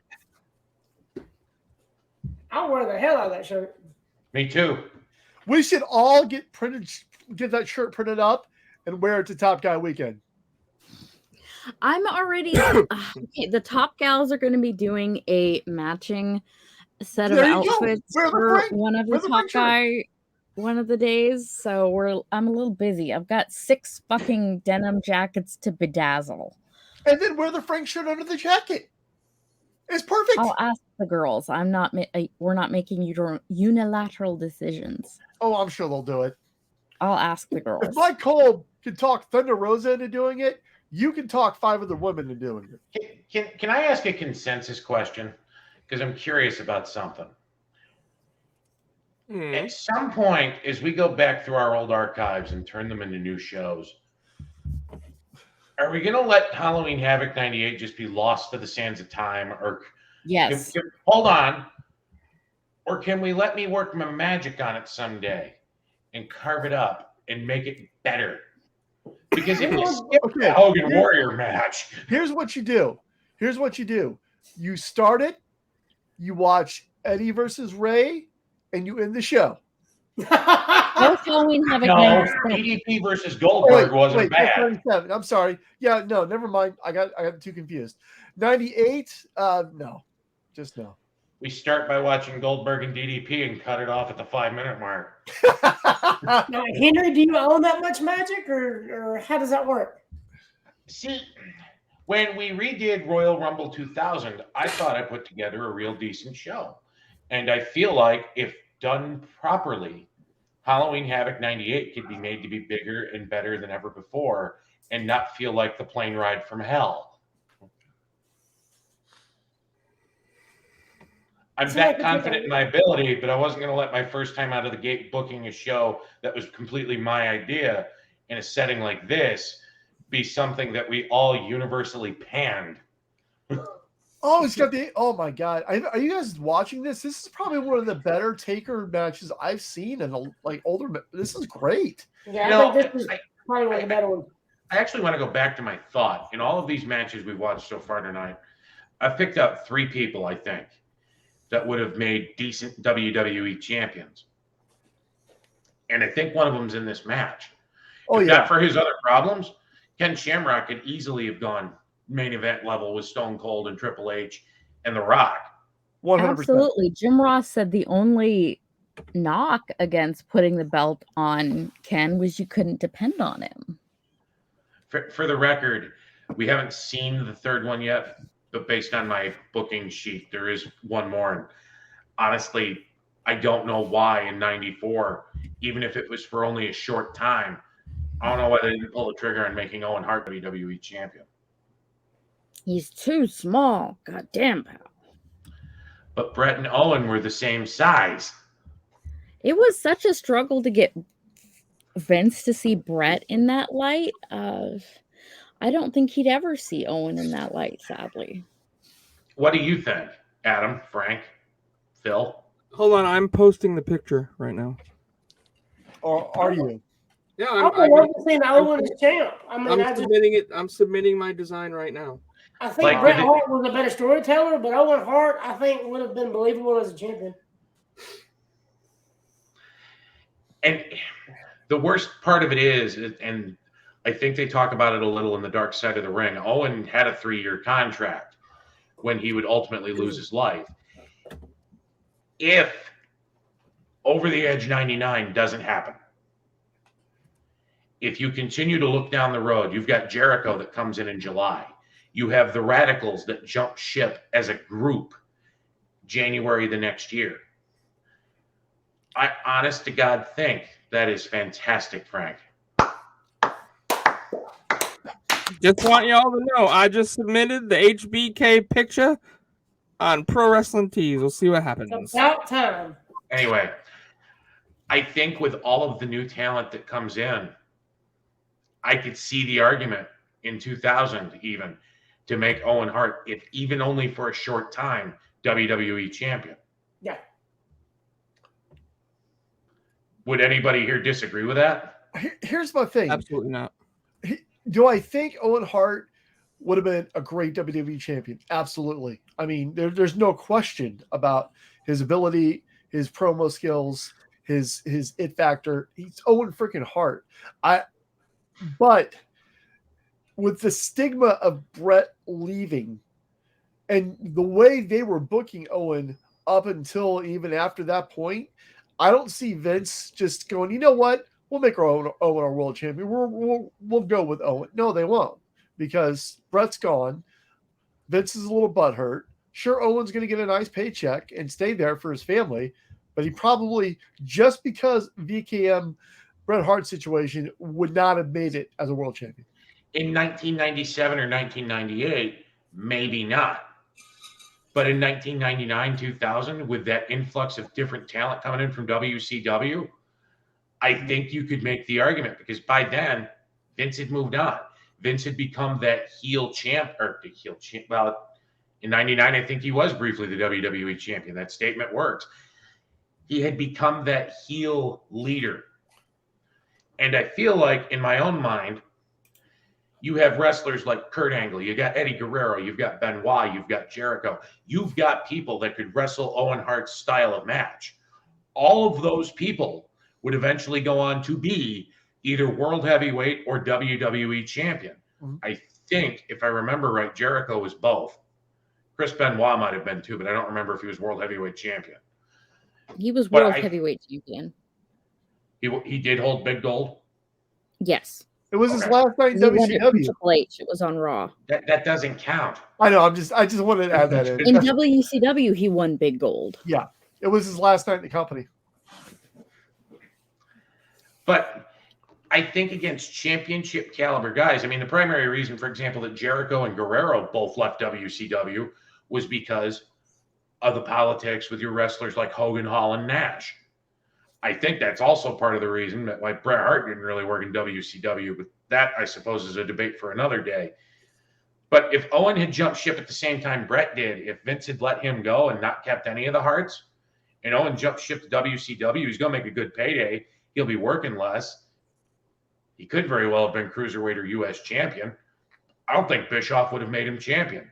I think Hogan would have put the kibosh on it somewhere. You keep it. If Owen Hart is still alive by the end of 2000, I could easily see him being WWE champion, even if they do with him what they do with Foley in 99 and use him in short spurts as the WWE champion. I see where you're getting at. I can see your point. I can see how you would think it would work, but in my head, I just can't make the connection after the screw job. I just can't do it. And it's unfortunate. What do you think, Brandy? Frank's sleeping. What do you think, sleepyhead? I'm not asleep. I'm enjoying the match and listening to what you people have to say. Like, I know I'm the host, right? But I love hearing what you guys have to say. We're all staring at your belly. Actually, we were staring at his microphone. The way Frank is laying back, the microphone looks like his You're staring at my belly? Oh God! Are you staring at my belly? All right. There we go. I'll just do it too. There we go. We'll all just chill. We'll It's back. It's 10:46 p.m. on a Monday. Unprofessionally, not stare at the camera. That's cool. But it's just funny because Frank's microphone is right there to where it looks like his. Well, that's Frank. I was looking more to you because you've talked before about how, excuse me, this type of wrestling is more your bread and butter. It's more your cup of tea. And I'm legitimately curious as to what you think. Do you think come by the end of 2000, if Owen doesn't lose his life at Over the Edge 99, we could potentially see him, even if like Foley in 99, as WWE champion? Think about what he was doing when he passed. Wasn't he doing his whole Blue Blazer thing? I think they turned him into a comedy. I don't know. I think that was something he wanted. I think that was something that was probably discussed when he came back and re-signed. But at the time, I mean, I really wished he would have been. I really do. I think I always liked Owen. I felt very highly of him, and I don't understand why they never could. Like, I liked what they did with him and Jarrett. That was good. I'm sorry, Undertaker is going move for move with Shamrock in this match. This is a really good match. Oh, yeah, it's a totally underrated match. You know, watching this as we're talking about Owen Hart and all that other stuff, I have a thought. I wish, even though I don't know how well the Undertaker could fare in an MMA style match, I wish this were in the octagon. I mean, at this point in time, he wasn't as proficient in the submissions as he would become later in his career, but he's always been like a fighter type, not as so much of a finesse person. So I think he'd fare well.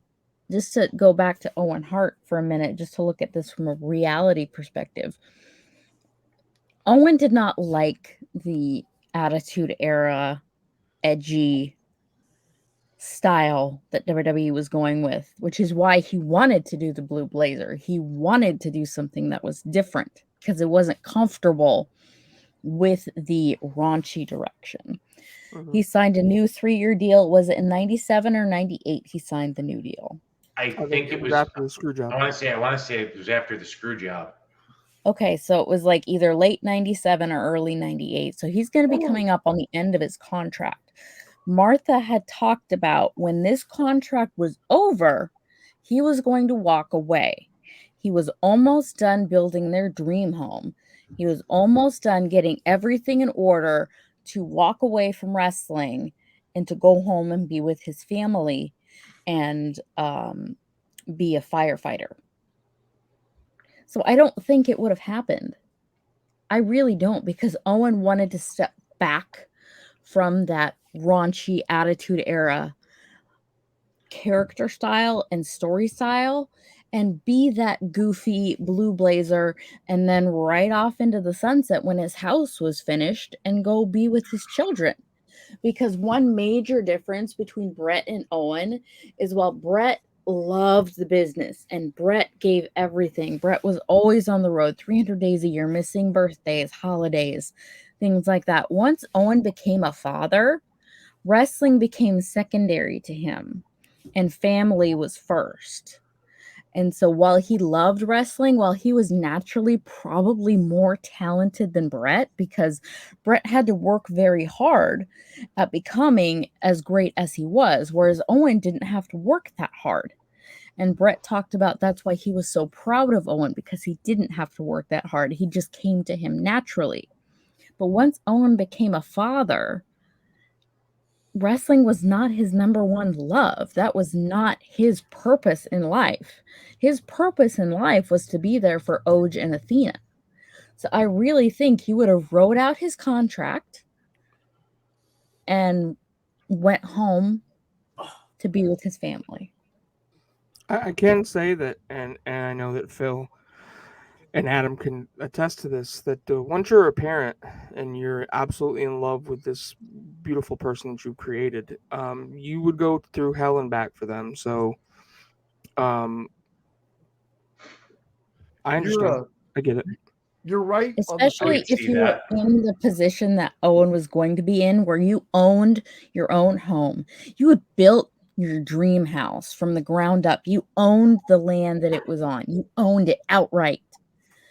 And you were just almost done getting all of your finances squared away where you could walk away from this job to spend more time with your family.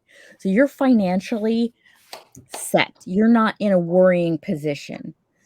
And you have your dream house, you own it outright. And you had the opportunity to walk away from your job to be there with your kids and do something that you viewed as fun as a firefighter. Wouldn't you do that? Oh, I know I would. You'd walk away from anything in a second if you were able to be there for your kids and everything was taken care of and you didn't have to worry about where the next paycheck was coming from. I do want to kind of throw a little snippet in there. If you do have kids and you do want to be around your kids, that's great. That's what every parent should strive to do. But when you have 7 of them, you like being at your job. Well, he only had 2. Yeah, he had 2. I just took in my 7th foster child. This one's only for a few months, but yes, my kid count is now up to 7, ladies and gentlemen. That's insane. And that is not my big announcement. No. So what we've seen over the course of Top Guy Theater is the increase in Phil's number of children and the decrease in Phil's mental capacity. It's worth noting, to get back to this match for a second, Ken Shamrock, amongst his other accolades, give me a second here. He was the very first UFC Superfight champion, which he only held once. He is the inaugural inductee of the UFC Hall of Fame. He is also a member of the Impact Wrestling Hall of Fame, where when Jeff Jarrett launched his brand new idea, well, not technically the inaugural TNA champion, because they would use the NWA's titles for the first 4 or 5 years of their existence as NWA TNA Impact Wrestling. He was the holder of the NWA World Heavyweight title, the same belt held by wrestlers such as Harley Race, the Nature Boy Ric Flair, Dusty Rhodes, JEFFJARRETT, Jeff Jarrett. And Guys, currently held by I'm one sorry, real quick. I'm Matt gonna push. Cardona. I'm gonna push us to a time code of 2 hours, 16 minutes, 55 seconds, please. Which is the start of the main event. Say that one more time, brother. 2 hours, 2:16, 16 minutes, 55. 2:16. 55. So not to ruin the lineage of the belt we're talking about, but yeah, it's currently held by Matt Cardona. 2:16:55. Yes, sir. So let me know when everyone's there. They just announced another pay-per-view called Always Ready, NWA. Always with a Z, ready. But that's their new pay-per-view, is Always Ready. Are you guys there? Yeah. I am there. All right. 3, 2, 1, play. We should be seeing Mr. Shane O'Mac. And Howard Finkel.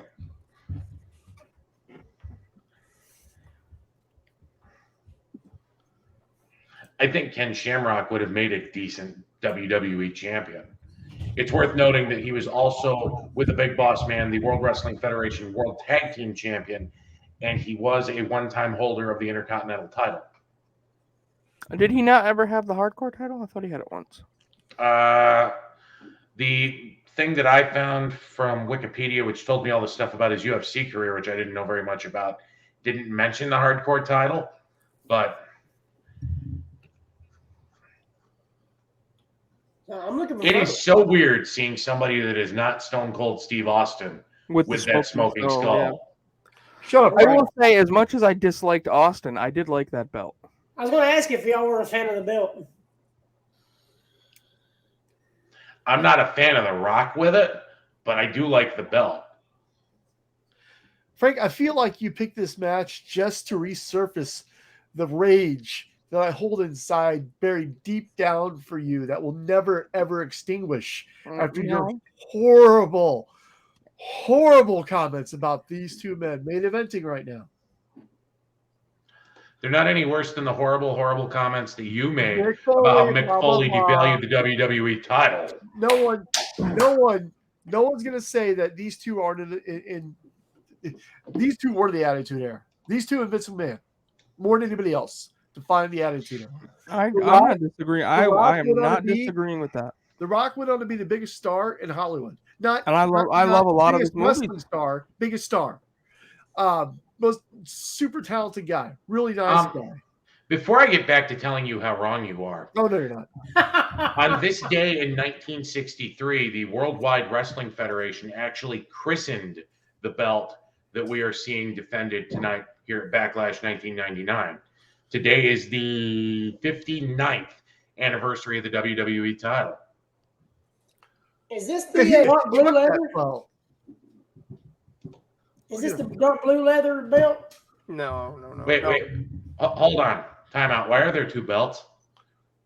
Because one's the Big Eagle and one's the Smoking Skull belt. So I think which one of them is the champion? So Stone Cold, this is right after WrestleMania. So when Austin won the title, he changed the belt to the Smoking Skull belt, and which The Rock eventually stole from him during the course of the build-up for this match. And so The Rock was carrying around the Smoking Skull belt. So Austin had to, get the old championship back just to say, hey, I'm still the champion, even though The Rock had They're taking the Smoking Skull belt out back. Yeah, and if we wonder if those of us who were at Top Guy Weekend last year, the belt was there, the Big Eagle was there, and we saw just how beat the fucking shit that thing was. Yeah. Mm-hmm. I want a Big Eagle for my collection someday. And with the way we saw Steve just throw it into the ring. I mean, well, Phil, what are you looking at?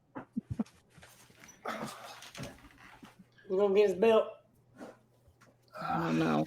But can we also take note of his vest? He always changed up the three letters that were on the left side lower. BMF, bad motherfucker. I thought it was interesting when he did his last match with The Rock. He had the three letters, one more run, OMR. OMR. Mm-hmm. OMR. I didn't know about that. I didn't know. The only replica belt I own, thanks to Mr. Frank Bruno. My favorite belt of all time. Big Eagle. I mean, I love the Big Eagle too. What I wished I could have had was that version of it in blue, and my favorite version of the Big Eagle is with the scratch logo. Yeah. So my collection now is all block logo except for the only belt I liked in the Attitude Era, which was that belt in scratch. Are we about to see Frank?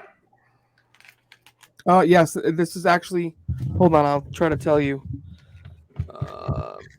I mean, you can't really see my face, but it's. I just know where I'm at. He's the one stepping on a 4-year-old child. Shawn Michaels isn't even at this show. Fire extinguisher. Yeah, they have to go back toward the entrance first. Oh, that actually looked painful. God, Here we you go. just This is- noticed. here- I here- just I wonder. noticed Here it this. is right here. So, where's this? Where am I? Yep. Oh shit. Oh yeah. There it is. Yeah. Oh, I forgot that the entrance came down. Yeah, I couldn't even point myself out at that point, but I was only 3 or 4 rows up. Bama, you're the professional wrestler of our group, so to speak. I mean, you're destroy not the set. Oh God. Oh God. you're not the WWE wrestler of our group, but you yourself have dabbled in the world of professional wrestling. When we were watching the Triple H X-Pac match earlier, when Kyoto looked like he got kicked in the head, is that something that, as you're preparing the match with a ref bump, that you plan for, or do things like that just kind of spontaneously happen completely by accident? That's 9 times out of 10 you plan it. Unfortunately, I never got to do a ref bump, with a referee. It's a little bit more, Wild West in the independents, especially in the Alabama independent scene. But 9 times out of 10, that's something you want to plan because it kind of throws the match off if you accidentally hit a referee. And it just makes it look bad if you accidentally do hit him and he doesn't take the bump. He doesn't know to take the bump. So it You kind of could takes legitimately hurt him and not really mean to. Yeah. God, So Oh my God, I forgot about this. Yeah, I forgot he took down the whole set right here. So, Frank, were you over there yelling, "You two are shit! I don't like your wrestling. I don't like your promos. You're all awful." I was 18 at this show, man. I was just happy to be there. Uh-huh. You were cheering for him. And knew I wasn't going to school the next day. 18 and 99? I Yeah. was 15. I'd fuck you. I turned 19 that summer. I was 9. And fuck you to you too. I was also 9. No, you know what, y'all can eat my ass. Wait a minute, Bama, how old are you? I'm 37. I'll be 38 in July. My God, Frank is the grandfather of this particular group. Yeah, tonight. he's the oldest one. Yeah. He goes Frank and then me. I turned 18 in 2000. How does it feel to be the baby of the group, Brandy? That's I'm McClanahan. not unused to it, honestly. I thought I that mean, was I'm Money only Mike. not the McClanahan baby were when like here, Money he'd be Mike the is baby. here. I mean, if we're gonna get technical, the baby It's Sorensen. is right here. Oh, right, Huh. right here. You're the It's your baby. kitty cat. Yes. Wait, how old is your She's kitty gonna- cat? She's gonna be 11 in May. She's not the baby of the group. Cats age, I think, 7 years for every I was human waiting for year. that. That's That's right. Darwin. If we add Sapphire to our group, then she's the grandma, and Frank's not the oldest person anymore. If we just Sapphire. use straight human years, Bella's the baby, okay? He just flipped off Shane before he dove. Oh wait, is Bella younger than Sal? Ooh. Yeah, she's 7. I think we're at different time codes. I'm probably a little off. Yeah, it's right now. I'm I at mean, 225, 36, 37. I'm 38. with Frank. I'm with Yeah, I Frank. was off by 10 seconds. I'm with Now Frank. where you at? And to We know you're with true Frank, words Brandy. have What's your never been time code? spoken, Phil, when you said, "I'm a little off." I dyed my hair blue. I'm more off than Phil. Why did you dye your My hair blue? hair's been every fucking color except for black and orange. So I've wanted to dye my hair for a while. If I spend enough time out in the sun, my brownish hair, hold on, let me try something here. Phil, which one of these buttons do I click to make it to where people can see me primarily over everybody else? Oh, that would be, you have to move yourself over here and then do that. So normally, get that pill bottle out of the way there. Normally, during the You summer, worried I about the spend a pill lot of bottle? I see a big old thing of toilet paper. How about that? I'm congested. I use Henry this has to blow the my sniffles. nose. Actually, I do. Can we bring everybody else back, Phil? I feel uncomfortable being by myself. That was Frank. I love you too, Spotlight, Frank. brother. But I've wanted to dye my hair more red because if I spend my time in the summer outdoors, I get more of like a reddish tint in my hair, like I did when I was a little kid. And I was sitting around with one of my friends in Bath. I was talking about wanting to dye my hair, and we started talking through colors. All of a sudden, she starts laughing because we brought up the color blue, and she started laughing. And when I asked her why, she said, "We could turn you into Papa Smurf." That's good. And what she meant, and I didn't realize this till after I'd committed to buying the hair dye in this color, was that she wanted to dye my exposed skin blue and dye my hair white. Instead, she wanted to dye her hair white. She needed a lot more powerful bleach than that. Clorox. It also would have taken multiple bleaches because to go light blonde to the point of being white, it's something that takes more than one color process. I'm not disappointed in how this turned out. I actually kind of like it. In hindsight, I probably wouldn't have done the eyebrows or the mustache again because I feel like they look weird, especially since nobody can see the mustache under a mask. And apparently we didn't use enough blue dye because somebody mentioned today my hair looked green, which meant I went from looking like a Smurf to looking more like Oscar the Grouch. Oh my God. When I sent the person that helped me with my hair that message, I could not think of anything else that was green. And so my mind immediately went Muppet. And I said, Oscar the Grouch, he's green. That works. So, Brandy, I think you should dye your hair white, and I think we can do that at Top Guy Weekend in a special segment called the Top Guy Weekend Circle Jerk, where you just... Sorry, I'm just... No, actually, my next We're not going to get any better next. Good night, everybody. Good night. My next color is going to be like a pinky corally color. Wait. If you're going to be pinky, which one of us gets to be the brain? Oh my God. Nice. Sapphire. Nice. I will say though, guys, Sapphire is clearly the brain. I can't participate in any circle jerks because I believe Mrs. Jackson will be with me at Top Guy Weekend. Wait, do we finally get to meet the infamous Mrs. Jackson? The woman that's Sorry, booked Miss up with Jackson. me for 17 years. And for real. Phil, It's still alive, but if you can't participate in the thing, I have a counter proposal. Mhm. What we need to do is get some special paint, and who's your favorite wrestler? hang on 1 second. Kenny Omega. AJ Styles. Stone Cold, rock bottom, through the table. The Rock hates you. You are a living, human, breathing piece of trash. Had to announce his own match. Of I love course. Anyway, I'm not who's gonna your lie, favorite this was a wrestler, good. Phil? I'm a My good match. favorite wrestler, all time or current? All time. The Rock. Yes. That doesn't work because he's now bald. That's unfortunate. Yes. All time. Current works. Then AJ Styles. We should paint AJ Styles' head on your head. That'd be cool. I'll take soccer mom hair. Or you could spend the next, 4 months in an intensive workout program eating nothing but what The Rock eats, and you could turn yourself into The Rock. I think it'd take more than 4 months, but I've definitely done intensive workout weight loss before. You can turn yourself into 1999 Rock, not Hunksicle. I could probably do that. Not Hunksicle I like him more than Vin Diesel. And if I were a woman and he were single, I'd probably marry him, The Rock.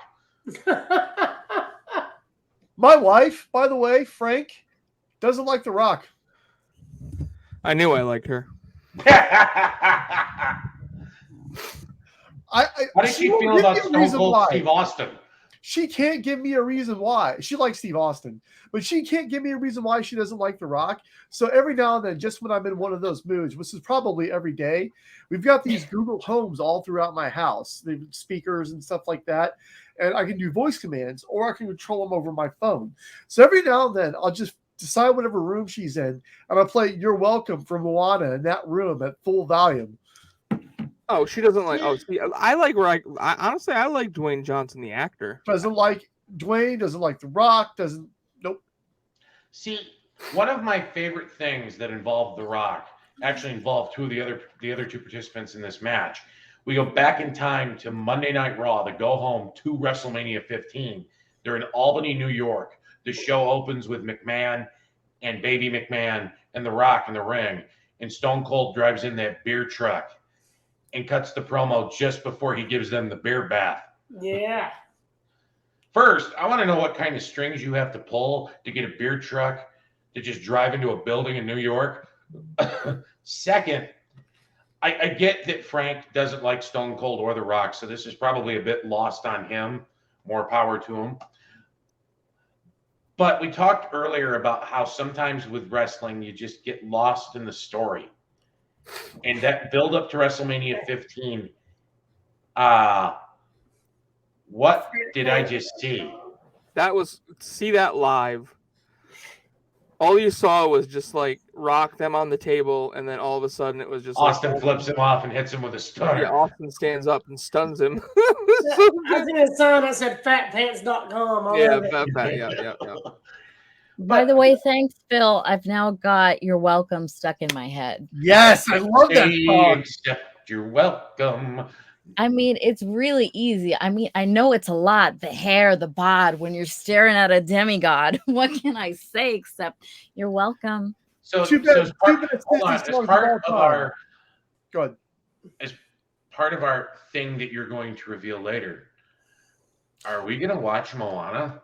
That'd be awesome. I've never actually seen it except for the song. It's great. Two best Disney songs of all time, in my opinion, Gaston and You're Welcome. Yeah, Frank, what about we don't talk about Bruno? I mean, that's a good song. If we talk about We Don't Talk About Bruno, then Frank gets left out, and that's not fair. Hey, Frank, Brandy, this is the same chair that used to squeak all the time.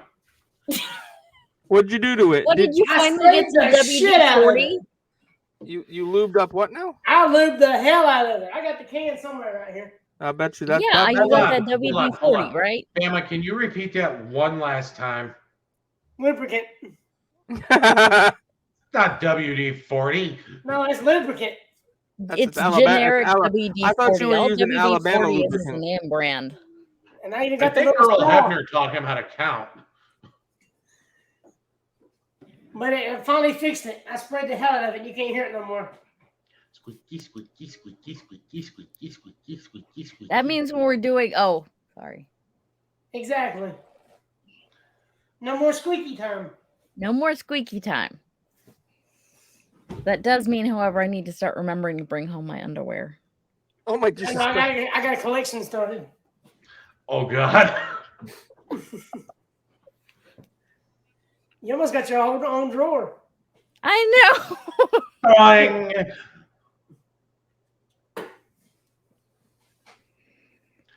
One, two. Oh, my arm. He about took a bad bump. But did anybody else notice that when he was counting 3 there for a second before he told Austin to piss off?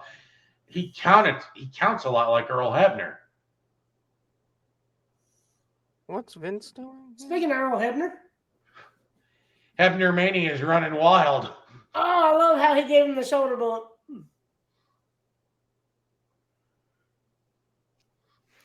Wow. What was that? I think Vince just turned on Shane. Mm-hmm. And then The Rock hits Austin. We have no ref. 2.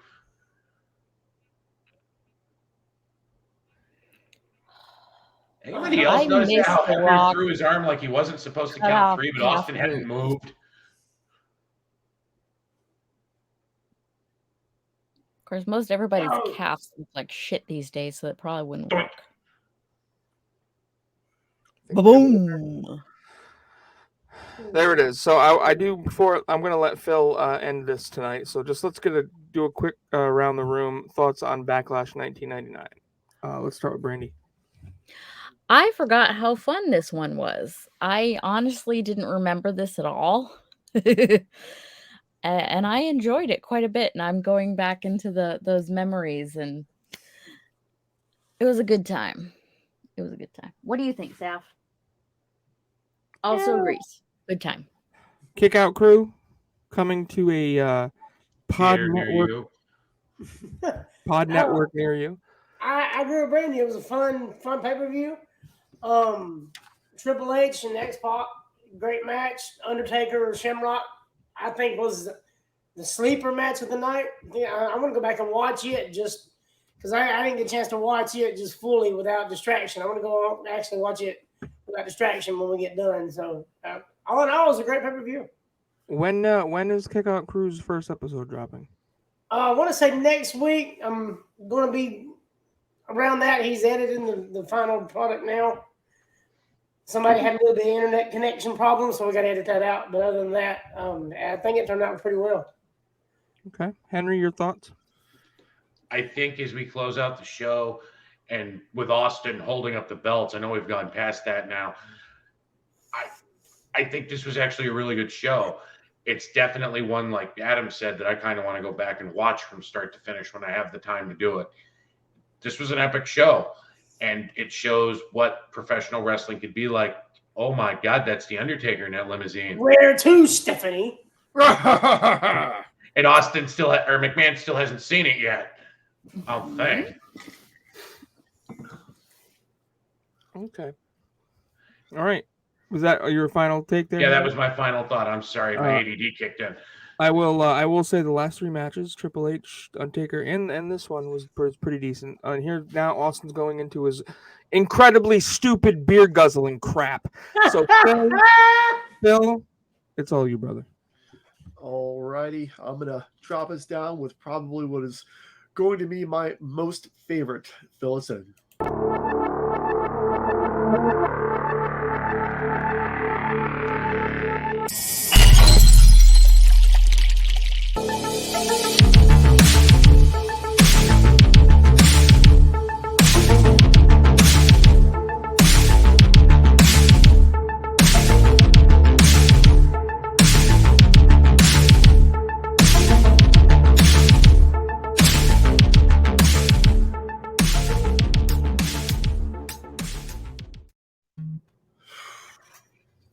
So, you guys know I'm an asshole. I'm a smart ass. I do all the jokes. It's what I do. And normally when I make these announcements, it's either something really funny or stupid or an awesome guest. And today I'm going to tell you that this is more of a from the heart but amazing announcement for you guys. In 2021, the CDC reported that approximately 1 in 44 children in the U.S. is diagnosed with autism spectrum disorder. Early intervention affords the best opportunity to support healthy development and deliver benefits across the lifespan. To this day, there is no medical detection for autism. I bring this up because I do have a child of my own that was recently diagnosed with autism. I'm not here to tell you their sob story. What I am here to do is to announce Top Guy Theater's first annual M3 for Charity. That's right. 24 hours of marathon mania madness. Binge watching WrestleManias at random, surprise guests, surprise shenanigans, all to raise money from autism. You never know who's going to show up. You never know what's going to happen. And we are willing to submit ourselves to lots and lots of humiliation for large donations of money. The madness starts June 4th at 7 a.m. All donations will go to OR, the Organization for Autism Research. And on top of any donations you may have, as of right now on ProWrestlingTees.com, you can buy your very own Marathon Mania Madness t-shirts, and 100% of the proceeds of those sales will go to OAR.